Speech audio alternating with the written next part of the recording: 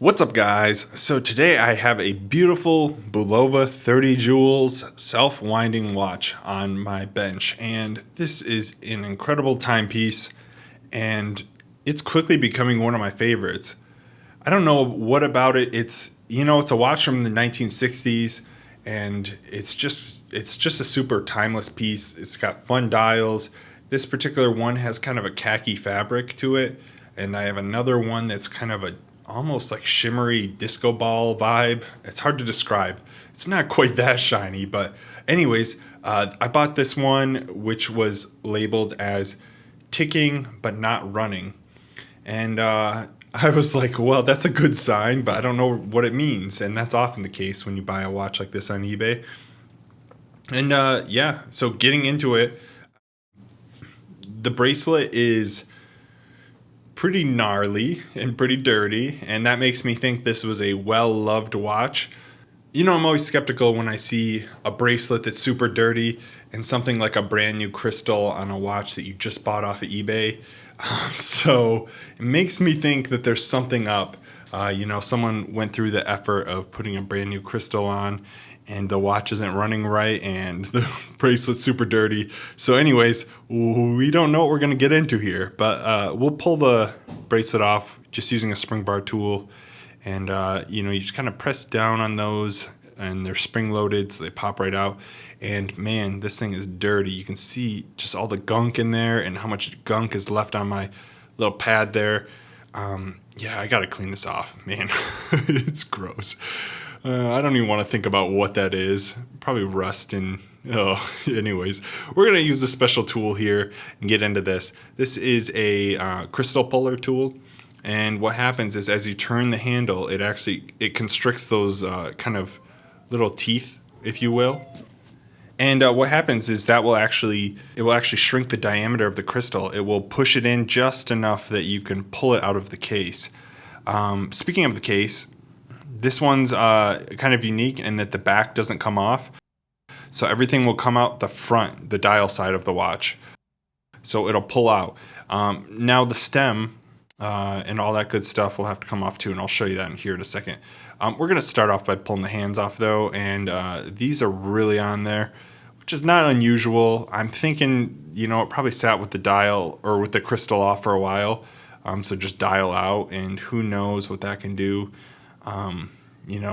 Things just get in there, and dust and dirt and moisture and whatever else. So who knows? Like I said, I mean, this thing could have been in the bottom of the ocean for all I know. And we're, there's always that element of surprise here. But yeah, we're gonna pull off the crown here and the stem, and this is just like I don't know what they call this tool, like a hand puller tool, and that allows us to pull that stem out, and you can see it's kind of barbed so that it will actually hold in there under normal use, but with a little extra force you can pull it right out. And let's take a look. Oh wow, okay. That's nasty. All right, this looks like was this King Triton's watch or what? This thing looks like it lived under the sea.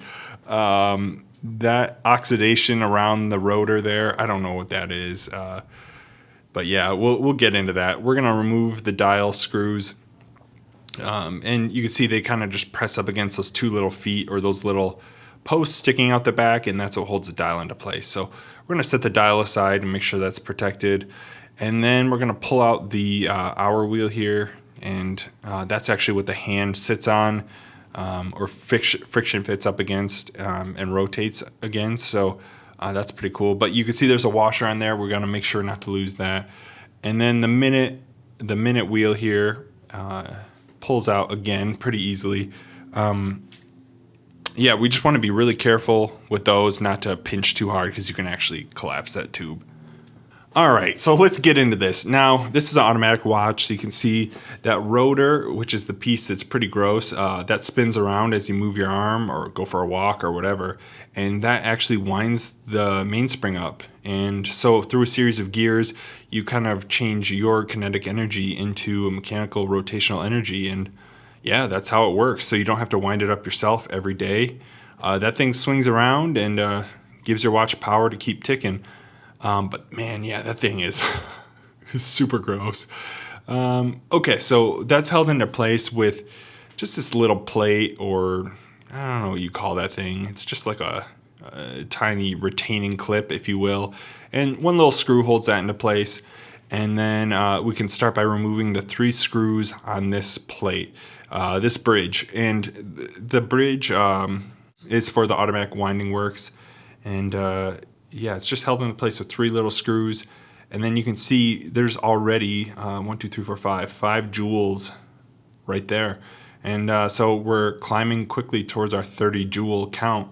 And we're going to pull all these wheels out, and keep in mind silver side up on these 2.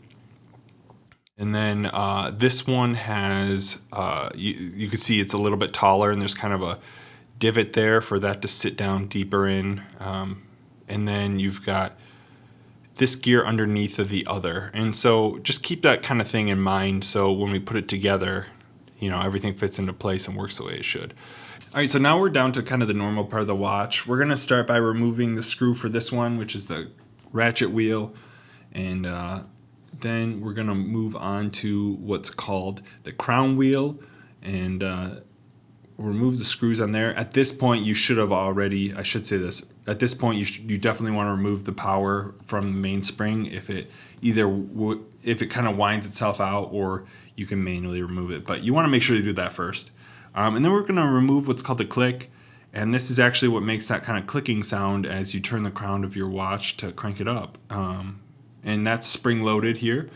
And that's how it keeps pushed up against the ratchet wheel. And one thing I'll mention is it's usually a good idea to remove this piece first. This is what's called the balance bridge, and this is probably the most fragile piece on the whole watch. So it's often a good idea to just remove this right out of the gate. This might be the first thing to remove. This time I didn't, but generally that's the advice I would give. And I think most people would as well. It's super easy to damage that little hairspring, to break a pivot, whatever. So if it falls out of your holder or a tool slips or whatever, you just don't want to deal with that. That involves buying another watch or hopefully finding a spare part online, but it's more time and expense and waiting a couple weeks for parts to come, if they come at all, so just avoid that. We're going to remove the center bridge here, a couple screws and a little bit of a pry up with a screwdriver there. That shouldn't take much force, but yeah, this should come right up and reveal our train of wheels. Yeah, great. But yeah, so the fork right here, you can see it kind of is at the escape of the power. So you start with the big spring, and then it works its way down the water flow of gears there. And then that little fork right there goes back and forth. So that kind of knocks back and forth against that piece we removed earlier, and that's what keeps it spinning back and forth. So it's pretty ingenious. Essentially what you're doing is taking a bunch of explosive power in the spring, and you're reducing that down until the point where it's a nice and easy controlled motion that transmits into a tick and a tock. And so it's pretty cool. It's really smart, and it works great. It's kind of the design that most watches follow even to this day.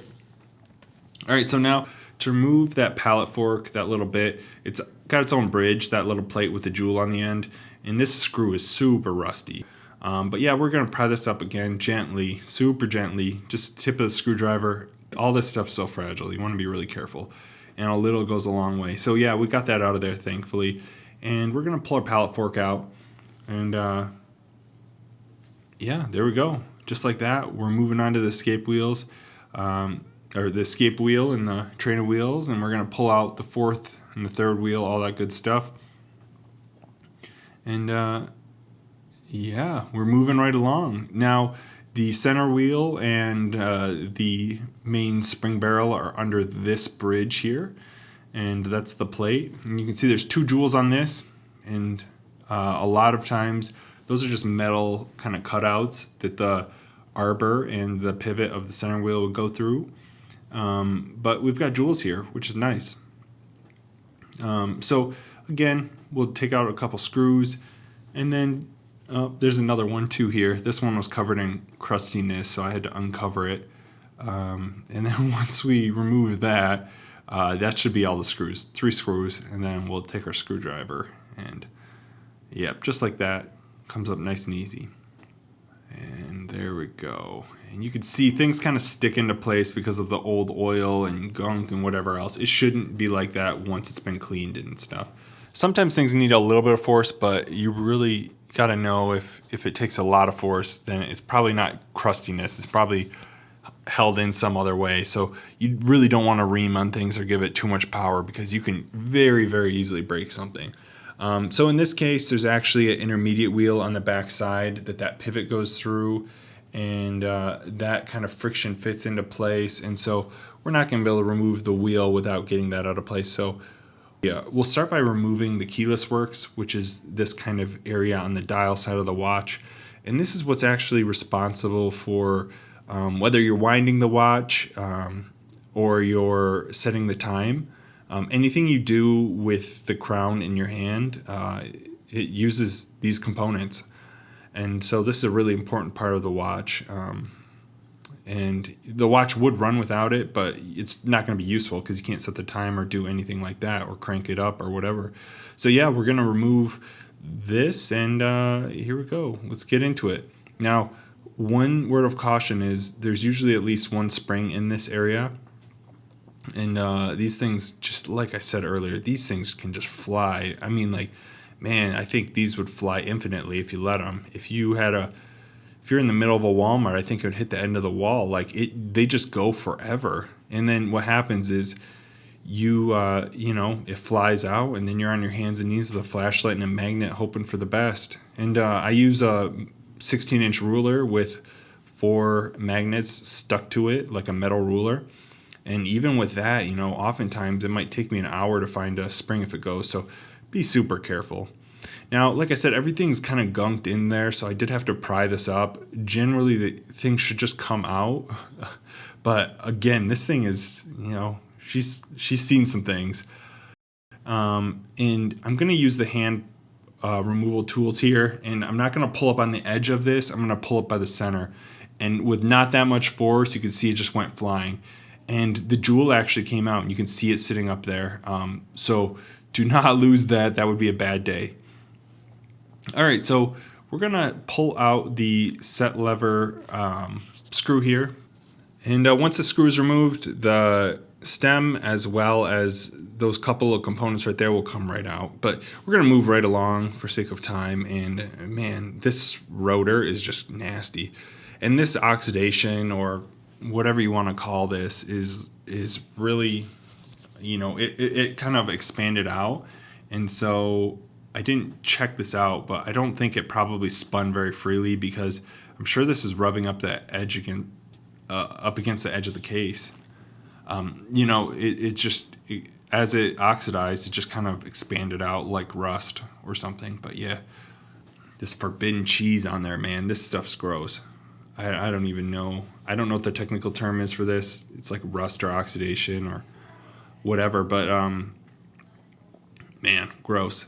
Yeah, the other one I worked on was like perfectly mint and that kind of thing. So this is probably a water issue, and we saw that rusty screw.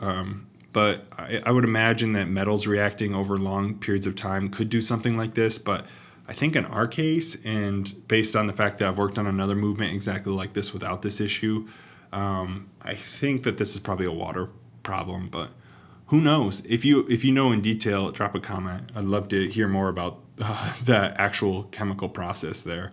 But yeah, so we're just cleaning this off, man, and it's like you can see on my pad there, it's just so much came off. And yeah, I just can't wait to clean this off. Oh yeah, man, that feels good. that feels good. I'm not gonna lie, like cleanliness is a big part of watchmaking, and anytime you're working with really dirty, crummy stuff like that, like it's like, oh man, I gotta get this clean. I gotta clean all this up. Even a hair freaks me out. So yeah. Anyways, we're just using a piece of pegwood here, and we're just cleaning everything off. You can see this has more crustiness on it. And yeah, I'm just using a little bit of IPA and pegwood here, and I'm just cleaning off this the best I can. And then I'll go through and give it a little twist anywhere where there's like a screw hole, or I'll actually clean out all of the jewels this way too. And you want to be really careful because you can actually press those out, those jewel holes. or those jewels are just kind of friction fit, and you can, if you push too hard, push them out, and then that affects how the pivots sit in the bridge and all kinds of stuff, and your watch can either not run well or have too much wear or whatever else. So you want to make sure they're in a good spot. You should probably learn how to adjust that anyways and check for that if you're working on watches. But yeah, for our purposes, just don't press them out. That's a bad day trying to get those back in where they should be. So anyways, we're just picking out the holes and cleaning it. Again, I'm not pushing down very hard. This is super important, this pre-cleaning process, just because even if you put it in something like an ultrasonic cleaner, which we will do, you just can't really trust the end result if you've got 70 years worth of grime and whatever else on there. We're not working miracles here. You gotta get that off there as best you can before you put it in the ultrasonic. But yeah, we're gonna jump into the barrel here, the spring barrel, and you can see with some tweezers I pulled out the arbor, that middle pivot point there, or that little thing in the middle, and then I'm just gonna take the spring out manually by hand. And you can see I'm just supporting the spring that's in the barrel, and I'm just kind of walking it out slowly, gently, all that good stuff.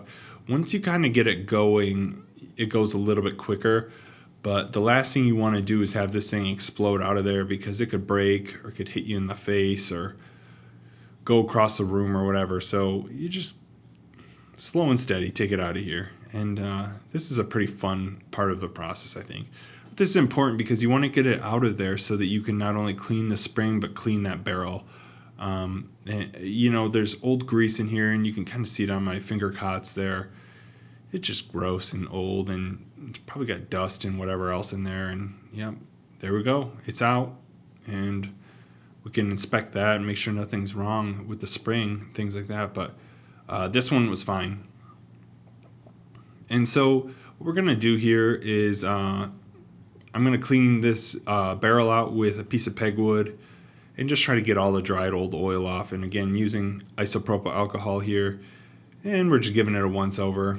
And then while I have that out, I'm going to hit this, the main body of the watch here, the movement. We're going to hit that, and shoot, that's not good. There was a spring in there. So we'll have to remember that for next time. But yeah, there was another spring underneath of there that we missed. So that could have been really bad. But we got it, and it didn't go far.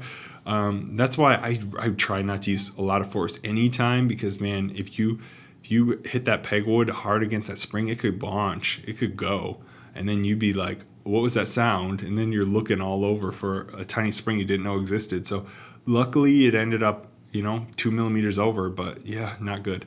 We're gonna load all this stuff into baskets, and generally what I do is anything small and fragile I put in the smallest basket, and then the larger parts like the bridges and such go into the larger basket, and the medium parts in the medium basket.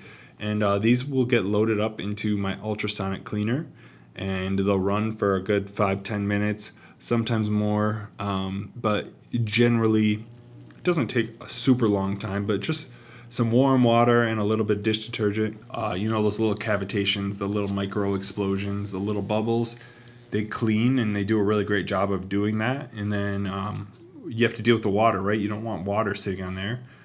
And so what I do is I actually just dunk it in some isopropyl alcohol afterwards. And what happens is the water absorbs into the alcohol, and then you're left with, instead of like 99% alcohol, maybe you have 97% or something. And then that dries really, really quickly with just a little bit of, a little bit of air. And I just use my blower, and I use it super gently. I don't, use it full force. I just move the air a little bit across there, and it dries super, super fast. And I haven't had rusting issues yet. And I think this method works really great. There's tons of ways to clean parts, but that's the one I like. So yeah, we're taking all the parts out. And what I like to do is, like I said, just lay everything out so that it can dry. And again, this alcohol dries really, really easily and quickly. Just general room conditions, it only takes 30 seconds or whatever to dry, but like I said, with a little air, it goes well. All right, so we're gonna move these off the workstation because, of course we need to do our work here without setting it on top. But before we go further, I'm gonna clean this spring here. And this is our main spring, and I just have a piece of, watchmaker's paper, and I have a little bit of IPA on there. And I'm just running it along with tweezers. It's just kind of folded over. And then I'll go through and put a little bit of spring grease on my cots here, and I'll just run it along with my fingertips. And this stuff it looks dry on there because you put such a thin amount that it's just enough to lubricate. It's not dripping wet or anything like that. But we're going to wind it back in here by hand. They do make a special tool for this, but I don't have one. I think this is kind of fun. A lot of people think this is super tedious and they hate it. And, it is a little bit of, it's pretty tedious, and there's that element of, will this thing fly out and hit me in the eye? But, I think that's kind of fun. Variety is the spice of life, and you never know what you're going to get when you're winding up a spring by hand. So once you get it wrapped up enough, the middle part kind of just, that little curl ends up right where it needs to be, and then you put the arbor back in. And that's kind of the middle pivot. And it holds the end of the spring, and then as you crank the watch up and stuff, that's how the spring contracts. But yeah, I'm going to add a little bit of grease to the top here, and that's where the top of the barrel actually touches. So there is a little bit of friction there that we have to worry about, but a little grease helps. And we're going to use a special tool, and this thing, all it does is press it back into place, and with a quick snap, and then a little bit of a rotation there, and it applies even pressure across the top. All right, now I'm going to go back to the movement here, and we have the center pinion, or the second wheel, I guess you would call it, and that goes through the backside, and that spring holds it in place. And then we're going to go through and do the escape wheel, and then work our way down the train of wheels here, making sure that they're sitting nicely in their pivots, and the correct order and orientation, and what's on top should be on top, what's on the bottom should be on the bottom, etc. And we're going to get them in here, and this hopefully will go without a hitch. We're going to put the first wheel, or the spring barrel, in there, and then put the spring barrel plate down, or bridge I should say. This one again has 3 screws, and we'll just put those in there real quick.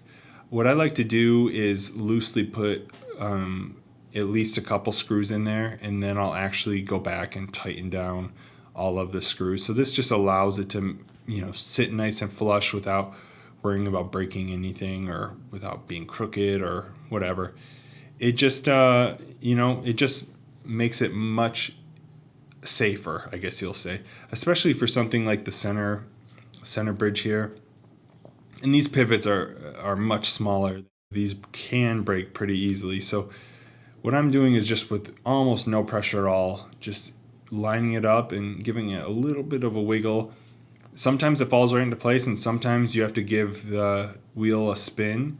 And you can see what I'm doing here is just using some pegwood, and I'm just actually spinning the barrel, and that's actually sending the power through all the wheels.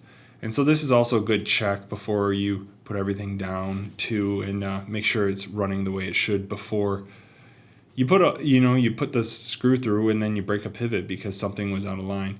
Now in this case, it wasn't running like it should, and so I actually had to take it apart again. And what I found out is earlier my center wheel pivot came out, or the center wheel jewel came out, and so I had to completely disassemble everything and work my way backwards to reinstall that. Yeah, once I adjusted everything and got the tolerances right, I was able to just assemble everything back together, and smooth sailing. It ran much smoother. What was happening is, I'm sure that one pivot was probably tilted a little bit, and then the gears were binding just a little bit.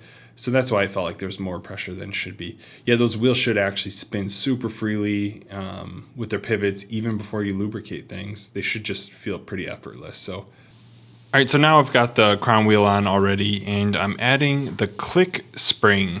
And again, I'm just keeping my finger over it to make sure it doesn't fly away. You can use a piece of wood or whatever. But yeah, we're going to add the click, and this is called that because it's actually the thing that makes the clicking sound as you turn your crown, as you're winding up the watch and that kind of thing. So this is a super important part because without this, you wouldn't be able to hold any spring. It would actually just release that energy backwards. So this ratchet wheel and click allow you to kind of build up that wind on the watch. So we're going to insert the screw here. And this is a pretty short screw, so it doesn't take much to get that in. And then now we're going to move on to servicing the shock spring jewels. And these KIF style ones are kind of a pain. I'm not a big fan of these, but it's okay. You kind of pull them down and then you move the legs out of the way, which allows you to get the cap jewel out. And we're just going to add a little oil. You want about 2/3 of the surface of the cap jewel covered. And then we'll place that right back into the setting there. And just make sure that spring goes back in. And it's kind of fiddly. You want to make sure you have something to hold it down, like the plastic pointer I just had, to make sure it doesn't go flying, because they can, and they will. So we broke that one, the smaller one earlier, trying to get it out. So I'm just going to use my finest tweezers here, and you kind of push it backwards, and then that little tab kind of comes out, and then you can remove it. Again, it's not super, in my opinion, easy to do, but it works. It's fine. It's not the worst. It's probably not my favorite, but it's okay. It's okay. But once you get that out, we can easily remove it and just use tweezers, or you can even use Rodico, that sticky blue putty. And yeah, we're right on our way. Moving right along, we're going to grab both of those with one piece. You can see it there. And then this just makes it easy so I'm not losing it. So we're going to transfer that over. But first we'll add a little oil. Again, you kind of want to drop right in the middle, 2/3 of what you're covering that. And we'll do the same thing, insert it into the chaton or into the mount. And there we go. So getting these back in, again, it's probably a good idea to use 2 hands, and because that will happen. And luckily it went like 2 inches, but it could have gone much, much further and never found it. So I'm just kind of being as gentle as I possibly can with this whole process. But getting it back in there, no big deal. Just took some patience, some time, and some a little bit of intel. You got to kind of look up how to take these in and out. But yeah, it seemed to work just fine. No problem there. All right, moving on. This has multiple types of cap jewels. So the back side has this is like a screw style, and a lot of older watches have these, especially on the dial side. But yeah, so this, once you take it out, you can service it by cleaning it and lubricating it just like the other ones that we just did, except for this is in this little metal kind of bridge or whatever you want to call that thing. That just holds the cap jewel. I think these are pretty easy to install because you can manage them a little bit easier. There's a little more weight to them and a little more to grab onto. But yeah, you just lubricate it, add it, and then you insert the screw. You can see there's another style there, a different KIF style, that kind of 4-prong one. I don't have footage of me doing that, but it's kind of spring-loaded. But you can look all these up on YouTube and find other examples. But yeah, we're just adding a little oil to all these pivots. You don't want very much, just enough. All right, so after that, we're going to test out our fork here and make sure it's snapping back and forth, and it is. Now, this is a great sign. If it's kind of sluggish, then you might have issues somewhere. But in our case, it's springing back and forth, so we're ready to test out our balance. So we're going to push it to the entry side of things, which is kind of upward facing from where we're looking. And then we're going to line this up and make sure that, the jewel is in the fork and all that good stuff, and then we'll set this into place. Sometimes they run right away, and sometimes they need a little bit of, a little push, so we're going to give it some air, and there we go. We got it. It's running, and it's a beautiful sight. So the balance going back and forth like that is kind of the heartbeat of the watch, and that's what gives us the signature tick-tock and all that good stuff. So that little fork swinging back and forth, which pushes the balance back and forth, and the spring, that little hairspring, keeps keeps it going back and forth in time. So you actually adjust the rate that the clock goes, or how fast it ticks, and how long that spring is, and you just adjust that length with a little lever on top. And so we're going to insert the screw on top here, and then we're good to go with the balance. All right, first up, we're going to add the cannon pinion. That's that little tiny shaft in the middle. And then we're going to oil that, and then we're going to add our hour wheel. And then we're going to add our yoke. And that's the kind of lever thing going there. And there's a yoke spring next to it, and that one will just launch. So this is kind of risky business here, but this design is pretty robust. It feels pretty stable in there, so I wasn't too worried, but some of them I've worked with, man, that thing just wants to go. This probably still isn't best practice, so you maybe cover it the whole time. Yeah, I think I got nervous there. But yeah, I inserted everything, the sliding pinion, and that kind of thing. For some reason, I forgot to add the winding pinion on the stem, so I had to go back and add that, but that's okay. The minute wheel goes on right there, and we'll put the cannon pinion, the hour wheel back on. Probably smart to do it the other way too. But then we're going to add the bridge there, and then you can see those kind of intermediate wheels there. We just had to make sure those were pressed down. And remember that shaft goes through, that pivot goes all the way through to the center wheel on the other side. Once we make sure everything's lined up, we're going to add a screw, and we should be good to go there. That little bit notches into the setting lever, that spring arm deal. Yeah, there we go. And so you can see it's still going, no problem there. I was forgetting all kinds of stuff, and I forgot the set lever screw, which actually goes underneath of this bridge right there. So, or actually the next hole over. And so you actually have to take that bridge off to insert that, and then that screws into the setting lever on the keyless works. But anyways, we're going to go through the automatic winding works here and put everything where it needs to be and all that good stuff. And then we'll cover that with our bridge. Before we finish the winding works, here's a clip of me just kind of polishing the edge of the rotor. I was a little bit worried that it would rub because of what happened to it and all that buildup. So I just give it a quick polish. You know, it's not to make it look any better, really, just to kind of make sure it wasn't going to rub. I think you could probably replate this and that kind of thing, but I'm not that interested. So we're just going to leave it as is. I think it's kind of a cool story to tell, And we'll get that rotor fastened and then flip it over, and we should be ready for the dial. But first we got to put the dial washer. That's super important, right? And then we put this on. And remember, we have a couple screws here to secure the dial. And those hook to the dial feet, those little posts on the back side. And that's what keeps it from wiggling around and wobbling and falling off inside of the case. And then, of course, your hour hands would touch too or whatever. So this has some inscriptions inside the casing. One of 07, so January of 2007, I'm assuming is the last time this was serviced. So some makers put notes like that in there for other people in the future to look at. I'm not going to do that today, but I think that's a cool thing. The casing says West Germany. Now, I read online that this watch was made in USA, which is kind of rare in the watch world. Like most watches are Swiss. So I think that's kind of a cool little factoid, and it looks like a West German casing. So that's pretty neat. But yeah, as we get it in there, it's looking good. We're going to make sure that we line everything up, and we're going to put our hour hand on first at the 12 o'clock position.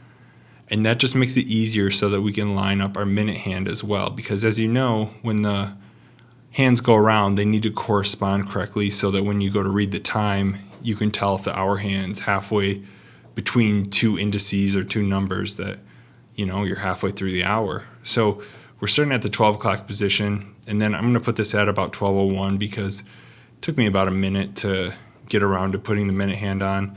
And so that hour wheel is actually moving the entire time we're prepping to put the minute hand on. So of course I just do my best to kind of guesstimate that. You don't have to be super picky, but the closer you are, the easier it is to read at a glance, I think, at least. Now, if we put our second hand on and it starts moving, then we know we're off to a good start here, and the watch is still ticking. So let's see what we got. And there it goes. It's a beautiful sight.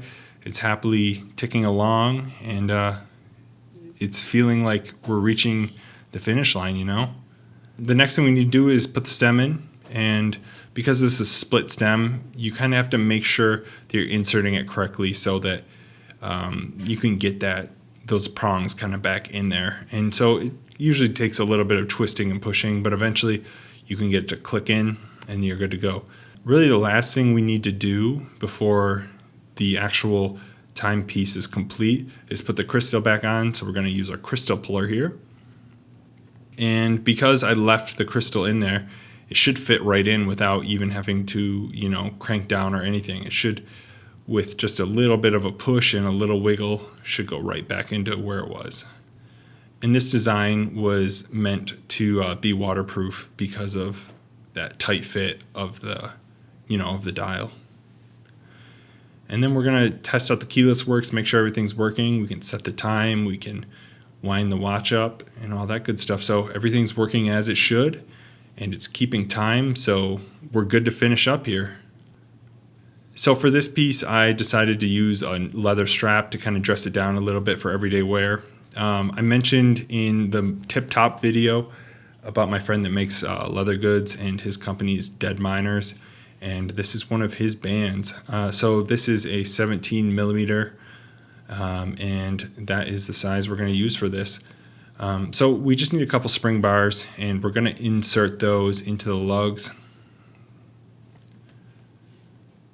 And I usually go from the back side, just so if the tool slips or the springs rub too much, it's on the back side and not the side that you see every day. All right, and there we go. We can set the time and we can just enjoy. This has been a really fun project. I absolutely love this watch. I love this movement, and we really didn't have that many issues. A couple little things here and there, but we made it through it. It was a fun learning experience, and I hope you enjoyed the process.